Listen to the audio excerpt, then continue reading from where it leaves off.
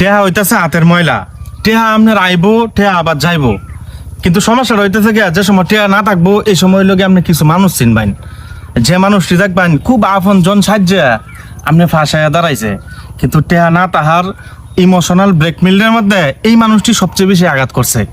আবার যখন টেহা পয়সা হাতে আইবো এই মানুষটি দেখবেন যে খুঁচায়া খুঁচায়া আপনি ফাঁসাইয়া বইবো।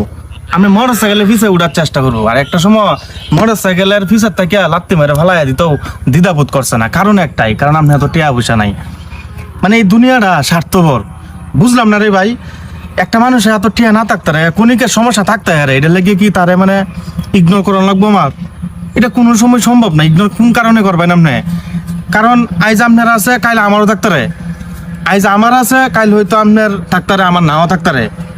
তো একটা মানুষ বিপদ আছে, যদি পারেন তাহলে তারে উপকারটা করার চেষ্টা করেন, মানে তারা ইগনোর করার চেষ্টা করুন না। যে আর আপনি এত আপন জন, আপনি এত আপন মানুষ, তাহলে আপনি টেহা থাকলে শুধু আপন দেখান, টেহা থাকলে শুধু আপন সাজার চেষ্টা করুন, আর টেহা পয়সাটা এত না থাকলে আপনি ফস সাজার চেষ্টা করুন। আরে ভাই, একটা কথা সবসময় মাথাত রাখা উচিত, আপন মানুষ কষ্ট দিলে কিন্তু কষ্টটা কোনো সময় সহ্য করা যায় না।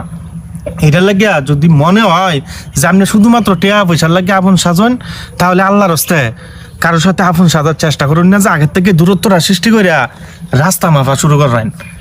কারণ এবার কষ্ট দেওয়ার অধিকার আমি মনে করি আপনার কোনো সময়ই নাই। তে যাই হোক, আপনারা টেহা পয়সার লাগিয়া টেনশন করুন না, যায় আজ হয়তো নাই, কাইল আপনার হইব। বাইরে আসে আজিমের মালিক কিন্তু আসলে কোনো বান্দারে কোন সময় বিপদে ফেলায় রায় না। হয়তো ক্ষণিকের কিছু পরীক্ষা আছে, এই পরীক্ষা দিয়ে আপনার হইল গিয়া দেওয়ান লাগবো। তা যাই হোক, মসজিদ পা দোয়া যদি নামাজের টাইম হয়ে থাকে।